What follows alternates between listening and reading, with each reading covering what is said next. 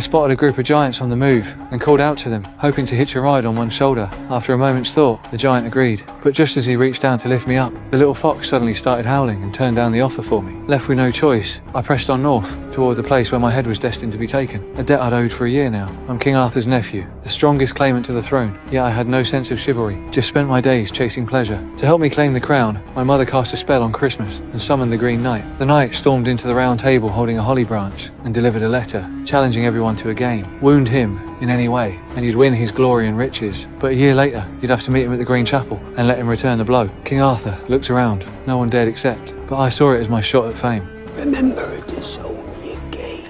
Arthur handed me his sword. Then the Green Knight tossed down his axe, knelt and bared his neck. I was stuck. Strike him and I'd die in a year. Back down and I'd lose face. I made my choice. If I killed him, I figured there'd be no reckoning. So I swung hard and took off his head.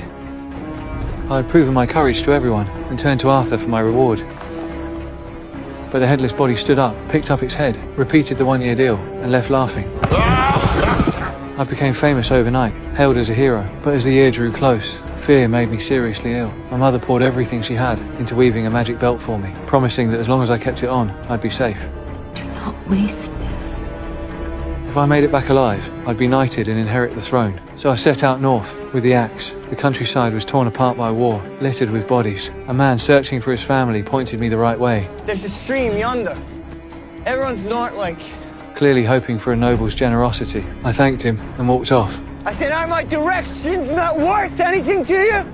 All I gave him was a single coin. Karma came quick. I got jumped by a gang of desperate people he'd gathered. Tweren't enough.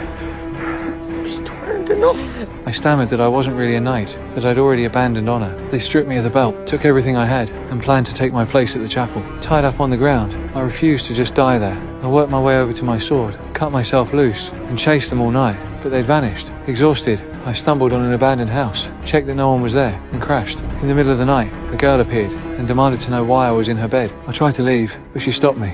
I've lost something as well. Will you help me find it?